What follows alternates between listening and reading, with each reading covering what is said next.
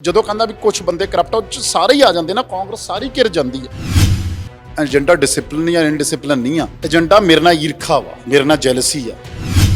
ਢਿੱਲੋਂ ਸਾਹਿਬ ਤੋਂ ਹੁਣ ਜਿਹੜੀ ਚੋਣ ਕਰਾ ਕੇ ਯੂਥ ਕਾਂਗਰਸ ਦੀ ਜਿਹੜੀ ਕੁਰਸੀ ਆ ਉਹ ਵੀ ਲਓ ਤੇ ਕੋਈ ਹੋਰ ਬੰਦਾ ਜ਼ਿੰਮੇਵਾਰ ਬੰਦਾ ਉੱਥੇ ਬੈਠੇ। ਔਰ ਮੈਨੂੰ ਕੋਈ ਕੁਰਸੀ ਨਾਲ ਬਹੁਤਾ ਪਿਆਰ ਨਹੀਂ ਹੈਗਾ ਵੀ ਮੈਂ ਕੁਰਸੀ ਨਾਲ ਜੁੜ ਕੇ ਬੈਠੇ ਰਹਿਣਾ। ਨਵੇਂ ਪ੍ਰਧਾਨਾਂ ਤੋਂ, ਵਿਰੋਧੀ ਧਿਰ ਦੇ ਨੇਤਾ ਤੋਂ ਢਿੱਲੋਂ ਸਾਹਿਬ ਤੁਹਾਨੂੰ ਕਿਹੋ ਜਿਹੀ ਉਮੀਦ ਹੈ? ਬਹੁਤ ਉਮੀਦ ਹੈ। ਅੱਜ ਕਿੰਨਾ ਬਦਲ ਗਿਆ ਕੁੰਵਰ ਵਿਜੇ ਪ੍ਰਤਾਪ, ਵੀ ਪਹਿਲੋਂ ਆਪਣੀ ਵਰਦੀ ਵੀ ਛੱਡੀ, ਆਪਣੀ ਨੌਕਰੀ ਵੀ ਛੱਡੀ ਵੀ ਇਨਸਾਫ ਕਰਕੇ। ਅੱਜ ਕੀ ਹੋ ਗਿਆ ਫਿਰ ਕੁੰਵਰ ਵਿੱਚ? ਇਹ ਮੋਰੈਲਿਟੀ ਦੀਆਂ ਗੱਲਾਂ, ਇਹ ਕਰੈਕਟਰ ਦੀਆਂ ਗੱਲਾਂ। ਲੋਕਾਂ ਨੇ ਸਾਨੂੰ ਸਜ਼ਾ ਦਿੱਤੀ, ਅਸੀਂ ਕੰਮ ਨਹੀਂ ਕੀਤੇ ਤਾਂ ਹੀ ਸਜ਼ਾ ਦਿੱਤੀ ਨਾ। ਹੁਣ ਤਾਂ ਲੋਕਾਂ ਨੇ ਸਾਨੂੰ ਸਜ਼ਾ ਦੇ ਦਿੱਤੀ। ਕਾਂਗਰਸ ਨੂੰ ਕਾਂਗਰਸੀ ਹਰਾ ਦਿੰਦੇ ਨੇ। ਰਿਵਾਈਵਲ ਕਿਵੇਂ ਦੇਖ ਰਹੇ ਹੋ ਕਾਂਗਰਸ? 5 ਸਾਲ ਵਿਰੋਧੀ ਧਿਰ ਦੇ ਵਿੱਚ ਜਿਹੜੇ ਵਿਰੋਧੀ ਧਿਰ ਦਾ ਰੋਲ ਹੋਣਾ ਚਾਹੀਦਾ ਉਹ ਚੰਗੇ ਤਰੀਕੇ ਨਾਲ ਨਿਭਾਊਗੀ ਕਾਂਗਰਸ, ਨਾ ਕਿ ਇੱਕ ਦੂਜੇ ਦੀ ਲੱਤਾਂ ਨੇ ਖਿੱਚੂਗੀ। ਠੀਕ ਆ, ਸਾਡੇ ਤੋਂ ਗਲਤੀਆਂ ਹੋਈਆਂ, ਅਸੀਂ ਉਹ ਗਲਤੀਆਂ ਦੀ ਮਾਫੀ ਵੀ ਮੰਗਾਂਗੇ, ਅਸੀਂ ਗਲਤੀਆਂ ਨੂੰ ਸੁਧਾਰਾਂਗੇ ਵੀ।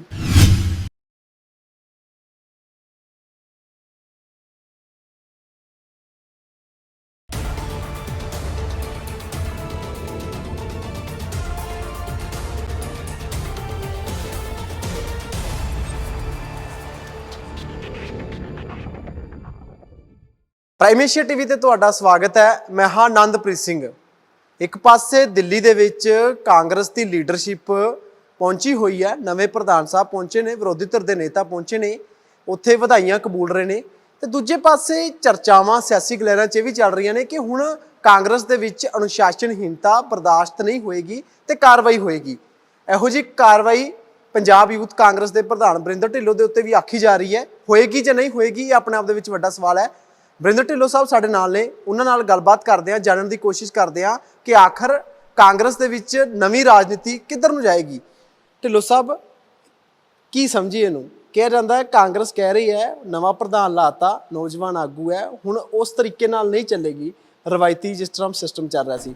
ਕੀ ਲੱਗਦਾ ਹੈ ਅਨੁਸ਼ਾਸਨਹੀਨਤਾ ਹੁਣ ਬਰਦਾਸ਼ਤ ਨਹੀਂ ਹੋਈ ਪਾਰਟੀ ਦੇ ਵਿੱਚ? ਪਹਿਲਾਂ ਵੀ ਇਹੀ ਕੋਸ਼ਿਸ਼ ਹੁੰਦੀ, ਪਹਿਲਾਂ ਵੀ ਡਿਸਪਲਿਨ ਬੜਾ ਰਹਿੰਦਾ ਪਾਰਟੀ 'ਚ, ਲੇਕਿਨ ਅਨੁਸ਼ਾਸਨਹੀਨਤਾ ਦੇ ਮਾਇਨੇ ਸਮਝਣੇ ਪੈਣਗੇ।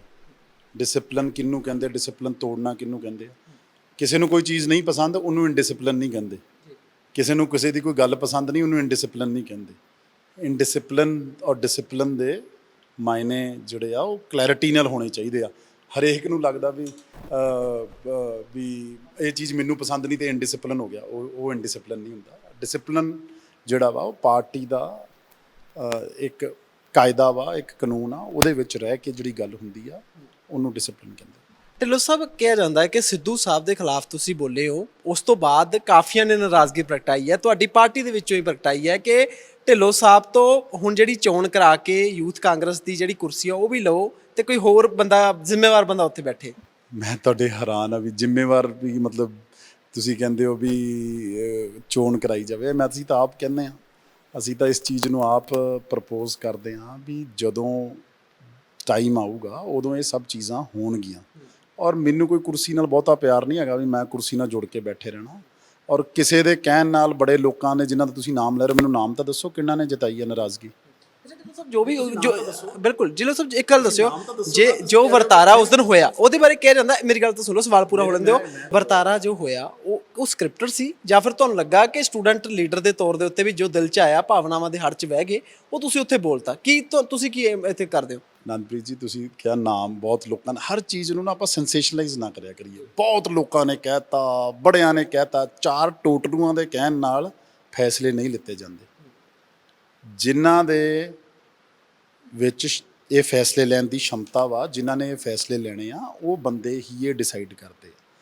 ਔਰ ਅਗਰ ਤੁਸੀਂ ਇਹ ਕਹਿ ਰਹੇ ਹੋ ਵੀ ਉਸ ਚੀਜ਼ ਨੂੰ, ਉਸ ਡਿਸੀਜਨ ਨੂੰ, ਉੱਥੇ ਮੌਕੇ ਦੇ ਉੱਤੇ ਜੋ ਹੋਇਆ ਉਹਨੂੰ ਕਿਸ ਤਰੀਕੇ ਨਾਲ ਪੇਸ਼ ਕੀਤਾ ਜਾ ਰਿਹਾ, ਬੜੀ ਹੈਰਾਨਗੀ ਦੀ ਗੱਲ ਆ। ਅਗਰ ਇਨਡਿਸਪਲਿਨ ਦੀ ਗੱਲ ਕਰਨੀ ਆ ਤਾਂ ਬਹੁਤ ਕੁਝ ਹੋਇਆ ਪਹਿਲੇ ਤੋਂ ਲੈ ਕੇ ਐਂਡ ਤੱਕ। ਕਈ ਲੋਕ ਨਵਜੋਤ ਸਿੱਧੂ ਬਾਰੇ ਕੈਮਰੇ ਤੇ ਬਹੁਤ ਕੁਝ ਬੋਲੇ, ਕਈ ਲੋਕ ਬਾਰੇ ਨਵਜੋਤ ਸਿੱਧੂ ਬੋਲੇ ਹੋਣਗੇ। ਇਹ ਏਜੰਡੇ ਜਿਹੜੇ ਪਿੱਛੇ ਹੁੰਦੇ ਆ ਨਾ, ਇਹ ਕਿਸੇ ਦਾ ਏਜੰਡਾ ਡਿਸਪਲਿਨ ਜਾਂ ਇਨਡਿਸਪਲਿਨ ਨਹੀਂ ਆ। ਏਜੰਡਾ ਮੇਰੇ ਨਾਲ ਈਰਖਾ ਵਾ, ਮੇਰੇ ਨਾਲ ਜੈਲਸੀ ਆ, ਜਾਂ ਮੇਰੇ ਨਾਲ ਕੋਈ ਉਹਨਾਂ ਦਾ ਆਪ ਦਾ ਮਤਭੇਦ ਆ, ਜਾਂ ਕਈ ਚੀਜ਼ਾਂ ਮੈਂ ਕੀਤੀਆਂ ਜਿਹੜੀਆਂ ਉਹਨਾਂ ਨੂੰ ਪਸੰਦ ਨਹੀਂ ਆਉਂਦੀਆਂ, ਉਹਨੂੰ ਤੁਸੀਂ ਲਿਆ ਕੇ ਪਾਰਟੀ ਦੇ ਫੋਰਮ ਦੇ ਉੱਤੇ ਇਸ ਤਰੀਕੇ ਨਾਲ ਪੇਸ਼ ਕਰੋ, ਉਹ ਗਲਤ ਆ। ਤੁਹਾਨੂੰ ਕਿਸੇ ਨੇ ਕੁਰਸੀ, ਕੋਈ ਮੇਰੀ ਵੀ ਕੁਰਸੀ ਲੈਣਾ ਚਾਹੁੰਦਾ, ਕੋਈ ਕਿਸੇ ਦੀ ਕੁਰਸੀ ਲੈਣਾ ਚਾਹੁੰਦਾ, ਸੋ ਇਹ ਚੀਜ਼ਾਂ ਚੱਲਦੀਆਂ ਰਹਿੰਦੀਆਂ। ਤੁਸੀਂ ਕਹਿੰਦੇ ਹੋ ਵੀ ਉੱਥੇ ਉਹ ਇੱਕ ਤੁਹਾਡਾ ਸਿੱਧੂ ਸਾਹਿਬ ਨਾਲ ਬੜਾ ਪਿਆਰ ਸੀ, 15 ਅਗਸਤ ਨੂੰ ਇੱਥੇ ਇਕੱਠੇ ਹੋਏ ਸੀ, ਉਦੋਂ ਸਟੇਜ ਦੇ ਉੱਤੇ ਤੁਸੀਂ ਬੋਲੇ, ਠੀਕ ਹੈ। ਪ੍ਰਧਾਨ ਉਹ ਕਾਂਗਰਸ ਦੇ ਪ੍ਰਧਾਨ ਸੀ, ਤੁਸੀਂ ਯੂਥ ਆ ਕਾਂਗਰਸ ਦੇ ਪ੍ਰਧਾਨ ਸੀ। ਇਹੋ ਜਿਹਾ ਕੀ ਹੋਇਆ ਉਸ ਸਮੇਂ ਦੇ ਵਿੱਚ ਕਿ ਜਿਹੜਾ ਤੁਹਾਨੂੰ ਲੱਗਿਆ ਕਿ ਨਹੀਂ ਇਹ ਗਲਤ ਹੋਇਆ, ਤੇ ਪਾਰਟੀ ਫੋਰਮ ਦੇ ਵਿੱਚ ਤੁਸੀਂ ਪਹਿਲਾਂ ਅੰਦਰ ਵਿਰੋਧ ਤਾਂ ਕੀਤੀ, ਤੇ ਫਿਰ ਪਾਰਟੀ ਤੋਂ ਬਾਹਰ ਵੀ ਤੁਹਾਨੂੰ ਜੇ ਸੜਕ ਦੇ ਉੱਤੇ ਵੀ ਵਿਰੋਧ ਕਰਨਾ ਪਿਆ ਤਾਂ ਤੁਸੀਂ ਕੀਤਾ? ਦੇਖੋ, ਮੈਂ ਕੋਈ ਵਿਰੋਧ ਨਹੀਂ ਕੀਤਾ ਉਸ ਸਮੇਂ। ਮੇਰਾ ਕਿਸੇ ਨਾਲ ਪਿਆਰ ਹੋ ਸਕਦਾ, ਇਹਦਾ ਇਹ ਮਤਲਬ ਥੋੜ੍ਹਾ ਮੈਂ ਤਾਂ ਗੁਲਾਮ ਹੋ ਗਿਆ ਵੀ ਉਹ ਗਲਤ, ਉਹਦੀ ਗਲਤ ਨੂੰ ਗਲਤ ਵੀ ਕਹੀ ਜਾਓ। ਤੁਸੀਂ ਜੇ ਗਲਤ ਨੂੰ ਗਲਤ ਕਹਿਣਾ ਔਰ ਸਹੀ ਨੂੰ ਸਹੀ ਕਹਿਣਾ, ਇਹੀ ਸਹੀ ਰਾਜਨੀਤੀ ਆ ਨਾ। ਜਿੱਥੇ ਉਹ ਕੋਈ ਮੈਨੂੰ ਗਲਤ ਲੱਗੂਗਾ ਉੱਥੇ ਮੈਂ ਉਹਨਾਂ ਨੂੰ ਕਹੂੰਗਾ ਵੀ ਤੁਸੀਂ ਗਲਤ ਹੋ। ਹੁਣ ਮੈਂ ਗਲਤ ਨੂੰ ਅਗਰ ਗਲਤ ਨਾ ਕਵਾਂ ਤੇ ਫਿਰ ਮੇਰੇ ਤੇ ਵੀ ਆਪਣੇ ਆਪ ਦੇ ਉੱਤੇ ਵੀ ਸਵਾਲ ਚੱਕੇ ਜਾਂਦੇ ਨਾ, ਮੇਰੇ ਆਪ ਦੇ ਉੱਤੇ। ਮੈਨੂੰ ਲੱਗਾ ਵੀ ਉੱਥੇ ਮਹਿੰਗਾਈ ਦਾ ਮੁੱਦਾ ਸੀ, ਤੁਸੀਂ ਮੁੱਦੇ ਤੋਂ ਹਟੇ ਹੋ, ਔਰ ਅਗਰ ਤੁਸੀਂ ਹਟੇ ਹੋ ਤਾਂ ਫਿਰ ਉਸ ਮੁੱਦੇ ਨੂੰ ਹੀ ਸਿਰੇ ਚੜਾ ਦਿਓ। ਜਾਂ ਤਾਂ ਤੁਸੀਂ ਦੱਸੋ ਵੀ ਆਹ ਫਲਾਣੇ ਬੰਦਿਆਂ ਦੇ ਨਾਮ ਆ, ਇਹ ਬੰਦੇ ਕਰਪਟ ਆ। ਕੌਣ ਆ ਕਰਪਟ ਆ? ਉਹ ਜਦੋਂ ਕਹਿੰਦਾ ਵੀ ਕੁਛ ਬੰਦੇ ਕਰਪਟ ਆ, ਉਹ 'ਚ ਸਾਰੇ ਹੀ ਆ ਜਾਂਦੇ ਨਾ, ਕਾਂਗਰਸ ਸਾਰੀ ਘਿਰ ਜਾਂਦੀ ਆ। ਤੁਸੀਂ ਜਾਂ ਤਾਂ ਨਾਮ ਲੈ ਦਿਓ ਵੀ ਆਹ ਫਲਾਣੇ ਬੰਦੇ ਆ, ਪਤਾ ਚੱਲ ਜੂ ਲੋਕਾਂ ਨੂੰ ਵੀ। ਉਹ ਸਾਰਿਆਂ ਨੂੰ ਹੀ ਐਂ ਵੇਖਣ ਲੱਗ ਪੈਂਦੇ ਲੋਕੀ ਕਾਂਗਰਸੀਆਂ ਨੂੰ ਵੀ ਕਾਂਗਰਸ ਜਿਹੜਾ ਵੀ ਆ ਗਿਆ ਇਹ ਕਰਪਟ ਹੀ ਹੋਣਾ, ਜਿਹੜਾ ਵੀ ਕਾਂਗਰਸ 'ਚ ਆ ਗਿਆ ਵੀ ਕਾਂਗਰਸ 'ਚ ਗਲਤੀ ਹੋਣਾ। ਕਾਂਗਰਸ ਚੰਗੇ ਬੰਦੇ ਵੀ ਆ, ਕਾਂਗਰਸ 'ਚ ਬੜੇ ਹੋਰ ਨਾਮੀ ਚਿਹਰੇ ਵੀ ਆ। ਕਾਂਗਰਸ ਦੇ ਵਿੱਚ ਬਹੁਤ ਵੱਡੀ ਇੱਕ ਜਮਾਤ ਆ ਜਿਹਦੇ ਅੰਦਰ ਜਿਨ੍ਹਾਂ ਨੇ ਸਮਾਜ ਦੀ ਸੇਵਾ ਕੀਤੀ ਆ। ਹਰ ਸਮੇਂ ਮੈਨੂੰ ਇਹ ਚੀਜ਼ ਲੱਗਾ ਮਹਿੰਗਾਈ ਦਾ ਮੁੱਦਾ, ਮੈਂ ਉੱਥੇ ਕਹਿਤੀ। ਇਹਦਾ ਇਹ ਮਤਲਬ ਨਹੀਂ ਮੈਂ ਸਿੱਧੂ ਸਾਹਿਬ ਦੇ ਖਿਲਾਫ ਹਾਂ, ਮੈਂ ਕੋਈ ਸਿੱਧੂ ਸਾਹਿਬ ਦੇ ਖਿਲਾਫ ਨਹੀਂ ਹਾਂ, ਮੈਂ ਸਿੱਧੂ ਸਾਹਿਬ ਦਾ ਸਤਿਕਾਰ ਕਰਦਾ। ਲੇਕਿਨ ਅਗਰ ਕਿਸੇ ਗਲਤ ਨੂੰ ਗਲਤ ਕਹਿਣਾ ਔਰ ਸਹੀ ਨੂੰ ਸਹੀ ਕਹਿਣਾ, ਇਹ ਇਸ ਤੋਂ ਉੱਪਰ ਤਾਂ ਕੋਈ ਰਾਜਨੀਤੀ ਨਹੀਂ ਹੁੰਦੀ ਨਾ। ਔਰ ਅਗਰ ਇਸ ਦੇ ਵਾਸਤੇ ਕੁਝ ਵੀ ਮੈਨੂੰ ਕਰਨਾ ਪਵੇ ਤੇ ਉਹਦੇ ਵਾਸਤੇ ਕੋਈ ਚੱਕਰ ਨਹੀਂ। ਚਲੋ ਸਭ ਇਹ ਗੱਲ ਆਪਾਂ ਇੱਥੇ ਹੀ ਛੱਡ ਕੇ ਹੁਣ ਦੂਜੀ ਗੱਲ ਤੇ ਆ ਜਾਈਏ। ਸੁਰਜੀਤ ਧੂਮਾਨ ਨੇ ਵੜਿੰਗ ਸਾਹਿਬ ਦੇ ਖਿਲਾਫ ਬੋਲਿਆ ਤੇ ਉਹਨਾਂ ਨੂੰ ਪਾਰਟੀ ਚੋਂ ਬਾਹਰ ਕੱਢ ਦਿੱਤਾ। ਇੰਨੀ ਜਲਦੀ ਕਾਰਵਾਈ ਹੋ ਗਈ ਹੈ। ਪਿਛਲੇ ਸਮੇਂ ਦੇ ਵਿੱਚ ਬਹੁਤ ਸਾਰੀਆਂ ਗਲਤੀਆਂ ਹੋਈਆਂ, ਬਹੁਤ ਸਾਰੇ ਲੀਡਰਾਂ ਨੇ ਆਪਣੇ ਭਰਾ ਖੜੇ ਕਰਤੇ, ਕਾਂਗਰਸ ਦੇ ਖਿਲਾਫ ਹੀ ਖੜੇ ਕਰਤੇ, ਕਿਸੇ ਨੇ ਆਪਣੇ ਪੁੱਤ ਖੜਾ ਕਰ ਦਿੱਤਾ, ਪਰ ਉਦੋਂ ਅਨੁਸ਼ਾਸਨਹੀਨਤਾ ਨਹੀਂ ਹੋਈ। ਪਰ ਸੁਰਜੀਤ ਧੂਮਾਨ ਦੇ ਇੱਕ ਬਿਆਨ ਤੇ ਉਹਨਾਂ ਦੇ ਉੱਤੇ ਕਾਰਵਾਈ ਹੋ ਜਾਂਦੀ ਹੈ। ਇਹਨੂੰ ਤੁਸੀਂ ਕਿਵੇਂ ਵੇਖਦੇ ਹੋ? ਹੁਣ ਆਪਾਂ ਛੱਡੀਏ ਇਹ ਗੱਲਾਂ ਨੂੰ। ਹੁਣ ਇਹ ਜੋ ਪੁਰਾਣਾ ਨਹੀਂ ਹੋਇਆ, ਕਿਉਂ ਨਹੀਂ ਹੋਇਆ, ਕਿਵੇਂ ਹੋਇਆ, ਅੱਜ ਤੋਂ ਸ਼ੁਰੂ ਹੋ ਗਿਆ, ਅੱਜ ਤੋਂ ਹੀ ਹੋ ਜਾਊਗਾ। ਕੱਲ੍ਹ ਜਦੋਂ ਨਵੇਂ ਪ੍ਰਧਾਨ ਬਣੇ ਆ, ਨਵੀਂ ਟੀਮ ਆਈ ਆ, ਉਸ ਦਿਨ ਤੋਂ ਇੱਕ ਉਹਨਾਂ ਨੇ ਫੈਸਲੇ ਲੈਣੇ ਸ਼ੁਰੂ ਕਰ ਦਿੱਤੇ ਆ। ਸੋ ਉਹਨੂੰ ਹੀ ਮੰਨ ਕੇ ਚੱਲ ਲਈਏ ਵੀ ਅੱਜ ਤੋਂ ਬਾਅਦ ਜਿਹੜਾ ਕੋਈ ਇਹੋ ਜਿਹੀ ਗੱਲ ਕਰੂਗਾ ਉਹਦੇ ਖਿਲਾਫ ਕਾਰਵਾਈ ਹੋ ਜਾਏ, ਇਹੀ ਬਹੁਤ ਆ। ਹੁਣ ਪੁਰਾਣੀਆਂ ਦੇ ਮਗਰਲੀਆਂ ਫੜ ਲਓ ਤੁਸੀਂ, ਆ 2022 ਦੀਆਂ ਫੜ ਲਓ, 21 ਦੀਆਂ ਫੜ ਲਓ, ਫਿਰ 16 ਦੀਆਂ ਵੀ ਫੜ ਲਿਓ, ਫਿਰ 12 ਦੀਆਂ ਵੀ ਫੜ ਲਿਓ। ਹੁਣ ਅੱਜ ਤੋਂ ਸ਼ੁਰੂ ਕਰੀਏ। ਅੱਜ 11 ਅਪ੍ਰੈਲ ਤੋਂ ਬਾਅਦ ਜਾਂ ਜਿੱਦਣ ਤੋਂ ਪ੍ਰਧਾਨ ਨਵੇਂ ਬਣੇ 9 ਅਪ੍ਰੈਲ ਤੋਂ ਬਾਅਦ ਜਿਹੜਾ ਕੋਈ ਅਨੁਸ਼ਾਸਨਤਾ ਭੰਗ ਕਰੂਗਾ ਜਾਂ ਡਿਸਪਲਿਨ 'ਚ ਨਹੀਂ ਰਹੂਗਾ ਉਹਦੇ ਖਿਲਾਫ ਕਾਰਵਾਈ ਹੋਊਗੀ। ਨਵੇਂ ਪ੍ਰਧਾਨਾਂ ਤੋਂ, ਵਿਰੋਧੀ ਧਿਰ ਦੇ ਨੇਤਾ ਤੋਂ ਢਿੱਲੋਂ ਸਾਹਿਬ ਤੁਹਾਨੂੰ ਕਿਹੋ ਜਿਹੀ ਉਮੀਦ ਹੈ? ਬਹੁਤ ਉਮੀਦ ਆ, ਪੂਰੀ ਵਧੀਆ ਉਮੀਦ ਆ। ਚੰਗਾ ਇੱਕ ਮਿਕਸਚਰ ਆ। ਜਿਹੜੇ ਨਵੇਂ ਪ੍ਰਧਾਨ ਬਣੇ ਆ ਯੂਥ ਕਾਂਗਰਸ ਚੋਂ ਨਿਕਲੇ ਹੋਏ ਆ, ਜ਼ਮੀਨੀ ਪੱਧਰ ਤੋਂ ਨਿਕਲੇ ਆ, ਔਰ ਉਮੀਦ ਕਰਦੇ ਆ ਵੀ ਉਹ ਅੱਗੇ ਚੱਲ ਕੇ ਪਾਰਟੀ ਨੂੰ ਖੜਾ ਕਰਨਗੇ, ਸਭ ਨੂੰ ਨਾਲ ਲੈ ਕੇ ਚੱਲਣਗੇ ਔਰ ਇੱਕ ਪਾਰਟੀ ਨੂੰ ਉਸ ਮੁਕਾਮ ਤੇ ਲੈ ਕੇ ਜਾਣਗੇ ਜਿੱਥੇ ਅਸੀਂ ਸਾਰੇ ਉਸ ਚੀਜ਼ ਦੀ ਉਮੀਦ ਕਰਦੇ ਹਾਂ। ਉਹੀ ਬਾਜਵਾ ਸਾਹਿਬ ਹਰ ਹਾਊਸ 'ਚ ਰਹੇ ਆ, ਲੋਕ ਸਭਾ 'ਚ ਰਹੇ ਆ, ਰਾਜ ਸਭਾ 'ਚ ਰਹੇ ਆ, ਵਿਧਾਨ ਸਭਾ 'ਚ ਰਹੇ ਆ, ਉਹਨਾਂ ਤੋਂ ਬਾਅਦ ਐਕਸਪੀਰੀਅੰਸ ਨਹੀਂ। ਸੋ ਠੀਕ ਆ ਸਾਰਾ। ਢਿੱਲੋਂ ਸਾਹਿਬ, ਜਿਸ ਤਰੀਕੇ ਨਾਲ ਪਾਰਟੀ ਦੇ ਵਿੱਚ ਇਸ ਵੇਲੇ ਦਾ ਮਾਹੌਲ ਹੈ, ਜੇ ਆਪਾਂ ਇਸ ਵੇਲੇ ਦੇ ਮਾਹੌਲ ਦੀ ਗੱਲ ਕਰੀਏ ਤਾਂ ਤੁਹਾਨੂੰ ਲੱਗਦਾ ਹੈ ਕਿ ਉਹ ਕੁਝ ਕਰਨਾ ਸੌਖਾ ਹੋਏਗਾ? ਜਿਹੜੇ ਨਵੀਂ ਪਾਰਟੀ ਦੀ ਜ਼ਿੰਮੇਵਾਰੀਆਂ ਮਿਲੀਆਂ ਜਿਨ੍ਹਾਂ ਨੂੰ, ਲੀਡਰਾਂ ਨੂੰ, ਉਹਨਾਂ ਲਈ ਉਸ ਤਰੀਕੇ ਦੇ ਨਾਲ ਸੌਖਾ ਹੋਊਗਾ ਤੁਹਾਨੂੰ ਲੱਗਦਾ? ਦੇਖੋ, ਚੁਣੌਤੀਆਂ ਹੈ, ਵੱਡੇ ਚੈਲੰਜਸ ਹੈ, ਔਰ ਉਮੀਦ ਕਰਦੇ ਹਾਂ ਵੀ ਉਹ ਚੈਲੰਜਸ ਨੂੰ ਉੱਭਰ ਕੇ ਨਿਕਲਣਾ ਹੀ ਸਹੀ ਇਹਨਾਂ ਲੀਡਰਾਂ ਦੀ ਪਹਿਚਾਣ ਬਣੂਗੀ। ਸੋ ਅਗਰ ਇਹ ਚੁਣੌਤੀਆਂ ਨੂੰ ਇਹ ਸਵੀਕਾਰ ਕਰਕੇ ਇਹਨਾਂ 'ਚੋਂ ਉੱਭਰ ਕੇ ਨਿਕਲਦੇ ਆ ਤੇ ਫਿਰ ਉਹੀ ਪਾਰਟੀ ਚਾਹੁੰਦੀ ਔਰ ਉਹੀ ਹੋਣਾ ਚਾਹੀਦਾ ਵਾ। ਔਰ ਉਹੀ ਸਾਡੀ ਸਾਰਿਆਂ ਦੀ ਇਹਨਾਂ ਤੋਂ ਉਮੀਦ ਆ ਵੀ ਇਹ ਚੁਣੌਤੀਆਂ 'ਚ ਉੱਭਰ ਕੇ ਵਧੀਆ ਤਰੀਕੇ ਨਾਲ ਅੱਗੇ ਨਿਕਲਣ। ਨੌਜਵਾਨਾਂ ਦੇ ਕਿਹੜੇ ਮੁੱਦੇ ਹੋਣਗੇ ਯੂਥ ਕਾਂਗਰਸ ਦੇ ਵਿੱਚ ਜਿਹੜੇ ਤੁਸੀਂ ਹੁਣ ਪਾਰਟੀ ਫੋਰਮ ਤੇ ਚੱਕੋਗੇ ਕਿ ਇਹ ਚੀਜ਼ਾਂ ਹੋਣੀਆਂ ਚਾਹੀਦੀਆਂ ਨੇ? ਨੌਜਵਾਨਾਂ ਨੂੰ ਦਰਕਨਾਰ ਕੀਤਾ ਗਿਆ ਕਿਉਂਕਿ ਟਿਕਟਾਂ ਦੇ ਟਾਈਮ ਦੇ ਉੱਤੇ ਵੀ ਕਿਹਾ ਜਾਂਦਾ ਸੀ ਕਿ ਨੌਜਵਾਨਾਂ ਨੂੰ ਬਣਦਾ ਹੱਕ ਮਿਲੂਗਾ, ਪਰ ਉਹ ਵੀ ਪਾਰਟੀ ਦੇ ਵਿੱਚ ਕਿਤੇ ਨਾ ਕਿਤੇ ਨਹੀਂ ਮਿਲਿਆ ਹੈਗਾ। ਦੇਖੋ, ਅੱਜ ਧਰਨਾ ਲੱਗਾ ਹੋਇਆ ਭਗਵੰਤ ਮਾਨ ਜੀ ਦੀ ਕੋਠੀ ਬਾਹਰ, 66-35 ਡੀਟੀ ਟੀਚਰਾਂ ਨੇ ਧਰਨਾ ਲਾਇਆ, ਨਿਯੁਕਤੀ ਪੱਤਰ ਮੰਗ ਰਿਹਾ। ਉਹਨਾਂ ਨੂੰ ਨਿਯੁਕਤੀ ਪੱਤਰ ਕਿਉਂ ਨਹੀਂ ਦਿੱਤੇ ਜਾ ਰਹੇ? ਅੱਜ ਭਗਵੰਤ ਮਾਨ ਜੀ ਟਾਈਮ ਮੰਗ ਰਹੇ ਆ। ਕਿਉਂ ਟਾਈਮ ਮੰਗ ਰਹੇ ਆ? ਕਿੰਨਾ ਟਾਈਮ ਮੰਗ ਰਿਹਾ ਉਹਨਾਂ ਨੂੰ ਨਿਯੁਕਤੀ ਪੱਤਰ ਦੇਣ? ਤਹਿਸੀਲਦਾਰ, ਪਟਵਾਰੀ, ਹੈਲਥ ਡਿਪਾਰਟਮੈਂਟ, ਐਜੂਕੇਸ਼ਨ ਡਿਪਾਰਟਮੈਂਟ, ਇਹਨਾਂ ਸਾਰਿਆਂ ਦੇ ਵਿੱਚ ਹੋਰ ਪੰਜਾਬ ਦੇ ਕਈ ਮਹਿਕਮਿਆਂ 'ਚ, ਨਹਿਰੀ ਵਿਭਾਗ 'ਚ, ਆਪਣਾ ਪੀਐਨ ਦੀਆਂ ਪੋਸਟਾਂ, ਹਰ ਕਾਲਜਾਂ ਦੇ ਵਿੱਚ ਹਾਇਰ ਐਜੂਕੇਸ਼ਨ ਦੇ ਵਿੱਚ ਪ੍ਰੋਫੈਸਰਾਂ ਦੀ ਪੋਸਟਾਂ ਸਭ ਖਾਲੀ ਪਈਆਂ। ਤਕਰੀਬਨ ਪੰਜਾਬ ਦੇ ਵਿੱਚ ਬਹੁਤ ਜ਼ਿਆਦਾ ਪੋਸਟਾਂ ਸੈਂਕਸ਼ਨਡ ਪੋਸਟ ਖਾਲੀ ਪਈਆਂ। ਉਹ ਕਦ ਤੱਕ ਭਰੀਆਂ ਜਾਣਗੀਆਂ? ਨਹੀਂ ਭਰੀਆਂ ਜਾਣਗੀਆਂ ਕਿ ਉਹਨਾਂ 'ਚ ਭਰਤੀ ਫਰੀਜ਼ ਕੀਤੀ ਜਾਊਗੀ ਤਾਂ ਕਿ ਨੌਜਵਾਨ ਆਪਣੇ ਵਿਕਲਪ ਲੱਭਣ। ਨੌਜਵਾਨ ਇਸ ਆਸ ਉਮੀਦ 'ਚ ਹੁੰਦਾ ਵੀ ਇੱਥੇ ਭਰਤੀਆਂ ਪਈਆਂ, ਸ਼ਾਇਦ ਮੈਨੂੰ ਇੱਥੇ ਨੌਕਰੀ ਮਿਲੂਗੀ। ਇਸ ਤੋਂ ਇਲਾਵਾ ਪ੍ਰਾਈਵੇਟ ਸੈਕਟਰ ਦੇ ਵਿੱਚ ਕੀ ਤਨਖਾਹ ਜਿਹੜੀ ਦਿੱਤੀ ਜਾ ਰਹੀ ਹੈ ਉਹ ਵਾਜਬ ਆ? ਅੱਜ 8-8 ਹਜ਼ਾਰ 7-7 ਹਜ਼ਾਰ ਤੇ ਨੌਜਵਾਨ ਜਿਹੜਾ ਕੰਮ ਕਰ ਰਿਹਾ ਵਾ, ਕੀ ਉਹਨਾਂ ਵਾਸਤੇ ਕੋਈ ਕਾਨੂੰਨ ਪੈਦਾ ਕਰੂਗਾ ਵੀ ਬੇਅਰ ਮਿਨੀਮਮ ਤਨਖਾਹ ਜਿਹੜੀ ਆ ਇੰਨੀ ਅਸੀਂ ਫਿਕਸ ਕਰਾਂਗੇ, ਇਸ ਤੋਂ ਥੱਲੇ ਅਸੀਂ ਤਨਖਾਹ ਨਹੀਂ ਦੇ ਸਕਾਂਗੇ। ਇਸ ਤਰੀਕੇ ਦੀਆਂ ਨੌਜਵਾਨਾਂ ਦੇ ਮੁੱਦੇ ਆ ਫਾਈਨੈਂਸ਼ੀਅਲ ਤੌਰ ਦੇ ਉੱਤੇ, ਜਿਹੜੇ ਉਸ ਉਵੇਂ ਹੀ ਇੱਕ ਮੋਰੈਲਿਟੀ ਦੀ ਗੱਲ ਆ। ਅੱਜ ਨੌਜਵਾਨ ਦੇ ਵਿੱਚ ਮੋਰਲ ਵੈਲਿਊਜ਼ ਦੀ ਗੱਲ ਆ, ਨੌਜਵਾਨਾਂ ਦੇ ਵਿੱਚ ਇੱਕ ਕਰੈਕਟਰ ਦੀ ਗੱਲ ਆ ਵੀ ਉਹ ਸਾਰੇ ਉਮੀਦ ਕਰਦੇ ਆ ਵੀ ਇੱਕ ਚੰਗੀ ਸੋਚ ਔਰ ਚੰਗੇ ਕਰੈਕਟਰ ਵੱਲ ਨੂੰ ਜੁੜ ਸਕੀ। ਉਵੇਂ ਜਿਵੇਂ ਉਹਨੇ ਪਿੱਛੇ ਜੇ ਕੁੰਵਰ ਵਿਜੇ ਪ੍ਰਤਾਪ ਸੀ, ਇਹਨਾਂ ਨੂੰ ਤੁਸੀਂ ਵੇਖੋ, ਇਹਨਾਂ ਨੇ ਕਿਵੇਂ ਇਹਨਾਂ ਨੇ ਆਪਣੀ ਵਰਦੀ ਛੱਡੀ ਉਸ ਸਮੇਂ ਔਰ ਆਪਣਾ ਨੌਕਰੀ ਤੋਂ ਅਸਤੀਫਾ ਦਿੱਤਾ ਬਾਈਬਲ ਕਲਾਂ ਦੇ ਉੱਤੇ। ਅੱਜ ਉਹੀ ਕੁੰਵਰ ਵਿਜੇ ਪ੍ਰਤਾਪ ਆਪਣੀ ਫੇਸਬੁੱਕ ਪੋਸਟ ਡਿਲੀਟ ਕਰ ਦਿੰਦੇ ਆ, ਇਹ ਸੋਚਦੇ ਹੋਏ ਵੀ ਮੇਰੀ ਪਾਰਟੀ ਮੇਰੇ ਤੇ ਕਾਰਵਾਈ ਨਾ ਕਰਦੇ। ਅੱਜ ਕਿੰਨਾ ਬਦਲ ਗਿਆ ਕੁੰਵਰ ਵਿਜੇ ਪ੍ਰਤਾਪ, ਵੀ ਪਹਿਲੋਂ ਆਪਣੀ ਵਰਦੀ ਵੀ ਛੱਡੀ, ਆਪਣੀ ਨੌਕਰੀ ਵੀ ਛੱਡੀ ਵੀ ਇਨਸਾਫ ਕਰਕੇ। ਅੱਜ ਕੀ ਹੋ ਗਿਆ ਫਿਰ ਕੁੰਵਰ ਵਿੱਚ? ਇਹ ਮੋਰੈਲਿਟੀ ਦੀਆਂ ਗੱਲਾਂ, ਇਹ ਕਰੈਕਟਰ ਦੀਆਂ ਗੱਲਾਂ ਨੌਜਵਾਨਾਂ ਵਿੱਚ ਜਾ ਕੇ ਸਾਨੂੰ ਇਹ ਗੱਲਾਂ ਦੱਸਣੀਆਂ ਪੈਣਗੀਆਂ ਵੀ ਅਸਲ ਕੱਲੇ ਇੱਕ ਦਿਨ ਦਾ ਡਰਾਮਾ ਜਾਂ 10 ਦਿਨ ਦਾ ਡਰਾਮਾ ਇਹਦੇ ਨਾਲੋਂ ਬੰਦਿਆਂ ਨੂੰ ਪਛਾਣੋ। ਕਈ ਚੀਜ਼ਾਂ ਪ੍ਰੈਕਟੀਕਲੀ ਪੋਸੀਬਲ ਨਹੀਂ ਹੈਗੀਆਂ ਔਰ ਉਹ ਇਹਨਾਂ ਨੇ ਗੱਲਾਂ ਕੀਤੀਆਂ ਵਾ। ਤੁਸੀਂ ਇਹਨਾਂ ਨੂੰ ਵੋਟਾਂ ਪਾਈਆਂ, ਅੱਜ ਇਹਨਾਂ ਤੋਂ ਪੁੱਛੋ, ਇਹਨਾਂ ਨੂੰ ਸਵਾਲ ਦੋ ਪੁੱਛੋ। ਅੱਜ ਅਗਰ ਇਹ ਨਹੀਂ ਕਰਦੇ ਤਾਂ ਫਿਰ ਉਹਦਾ ਕੀ ਕਰਨਗੇ? ਇਹ ਮੁੱਦਿਆਂ ਦੇ ਉੱਤੇ ਜਾ ਕੇ ਰਾਜਨੀਤੀ ਹੋਣੀ ਚਾਹੀਦੀ ਆ। ਨੌਜਵਾਨਾਂ ਨੂੰ ਸੱਚ ਝੂਠ ਦੇ ਵਿੱਚ ਫਰਕ ਪਤਾ ਹੋਣਾ ਚਾਹੀਦਾ। ਅੱਜ ਕੋਈ ਵੀ ਉੱਠਦਾ, ਤੁਸੀਂ ਵੇਖੋ, ਉੱਠ ਕੇ ਕਮੈਂਟ ਕਰਨ ਲੱਗ ਪੈਣਗੇ ਬਿਨਾਂ ਸੋਚੇ ਸਮਝੇ। 4 ਦਿਨਾਂ ਬਾਅਦ ਉਹਨਾਂ ਦੀ ਸੋਚ ਬਦਲੀ ਹੁੰਦੀ ਆ। ਕਈ ਆਪਣਾ ਲੋਕਾਂ ਦੇ ਏਜੰਡੇ ਹੀ ਆ ਲੋਕਾਂ ਨੂੰ ਡੀਫੇਮ ਕਰਨਾ। ਜ਼ਿੰਦਗੀ 'ਚ ਆਪ ਜ਼ਿੰਦਗੀ 'ਚ ਕਦੀ ਕੋਈ ਮਤਲਬ ਮੈਂ ਕਹੂੰਗਾ ਉਪਲਬਧੀ ਨਹੀਂ ਆ ਜ਼ਿੰਦਗੀ 'ਚ, ਲੇਕਿਨ ਦੂਜਿਆਂ ਨੂੰ ਹਮੇਸ਼ਾ ਕੋਸੀ ਜਾਣਾ। ਸੋ ਚੰਗੀ ਪੋਜ਼ਿਟਿਵ ਰਾਜਨੀਤੀ ਲੈ ਕੇ ਆਉਣੀ ਪਊਗੀ, ਚੰਗੇ ਲੋਕਾਂ ਨੂੰ ਅੱਗੇ ਲੈ ਕੇ ਆਉਣਾ ਪਊਗਾ, ਚੰਗੇ ਸੋਚ ਵਾਲੇ ਐਕਸਪੀਰੀਅੰਸਡ ਲੋਕਾਂ ਨੂੰ। ਨਾ ਕਿ ਐਵੇਂ ਨਹੀਂ ਵੀ 4 ਗੱਲਾਂ ਜਿਹੜੀਆਂ ਆਪਾਂ ਕਰ ਲਈਏ ਤੇ ਉਹਨਾਂ ਨੂੰ ਲੋਕਾਂ ਨੂੰ ਚੰਗੀਆਂ ਤਾਂ ਬਹੁਤ ਲੱਗਦੀਆਂ ਵਾ ਉਹ ਕਰਨੀਆਂ, ਲੇਕਿਨ ਉਹ ਪ੍ਰੈਕਟੀਕਲੀ ਪੋਸੀਬਲ ਨਹੀਂ ਹੁੰਦੀਆਂ ਤੇ ਫਿਰ ਬਾਅਦ 'ਚ ਆਪਾਂ ਉਹਨਾਂ ਨੂੰ ਗਾਲਾਂ ਕੱਢਣ ਲੱਗ ਪਈਦੀਆਂ। ਸੋ ਆਪਾਂ ਨੂੰ ਪਹਿਲਾਂ ਸੋਚਣਾ ਚਾਹੀਦਾ ਵੀ ਆਪਾਂ ਕਿਹੜੇ ਬੰਦਿਆਂ ਨੂੰ ਅੱਗੇ ਲੈ ਕੇ ਆਉਣਾ। ਇਹੀ ਰਾਜਨੀਤੀ ਨੂੰ ਅਸੀਂ ਸਭ ਨੌਜਵਾਨਾਂ ਦੀਆਂ ਬਹੁਤ ਸਾਰੀਆਂ ਮੰਗਾਂ ਨੇ, ਜਿੱਦਾਂ ਤੁਸੀਂ ਹੁਣ ਕਿਹਾ, ਉਮੀਦਾਂ ਤੁਹਾਡੇ ਤੋਂ ਵੀ ਲਾਈਆਂ ਸੀ, ਤੁਸੀਂ ਨਹੀਂ ਪੂਰੀਆਂ ਕੀਤੀਆਂ। ਇਸ ਵਾਰ ਲੋਕਾਂ ਨੇ ਆਮ ਆਦਮੀ ਪਾਰਟੀ ਨੂੰ ਅੱਗੇ ਕਰ ਦਿੱਤਾ।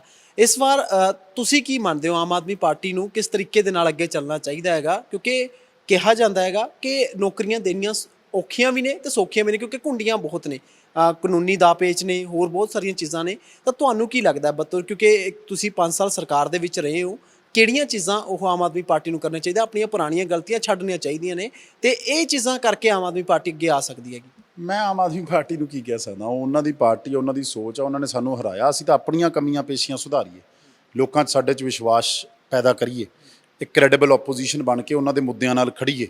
ਜਿੱਥੇ ਕਿਤੇ ਸਰਕਾਰ ਡਰਾਮੇਬਾਜ਼ੀ ਕਰਦੀ ਆ ਜਾਂ ਸਰਕਾਰ ਲੱਗੂਗਾ ਵੀ ਹੁਣ ਡਿਪਲੋਮੈਟਿਕ ਗੋਲਮੋਲ ਗੱਲ ਕਰ ਰਹੀ ਆ ਔਰ ਲੋਕਾਂ ਨੂੰ ਐਵੇਂ ਉਲਝਾ ਰਹੀ ਆ, ਉਹ ਉਲਝੀਆਂ ਗੱਲਾਂ ਨੂੰ ਲੋਕਾਂ ਦੇ ਅੱਗੇ ਪੇਸ਼ ਕਰੀਏ ਵੀ ਆਹ ਸੱਚ ਆ, ਇਹ ਤੁਹਾਨੂੰ ਇਹ ਝੂਠ ਬੋਲ ਰਹੇ ਆ। ਸੋ ਉਹ ਚੀਜ਼ਾਂ ਦੇ ਉੱਤੇ ਮੈਂ ਫੋਕਸ ਕਰਨਾ ਚਾਹੁੰਦਾ। ਆਮ ਆਦਮੀ ਲੋਕਾਂ ਨੇ ਸਾਨੂੰ ਸਜ਼ਾ ਦਿੱਤੀ, ਅਸੀਂ ਕੰਮ ਨਹੀਂ ਕੀਤੇ ਤਾਂ ਹੀ ਸਜ਼ਾ ਦਿੱਤੀ ਨਾ।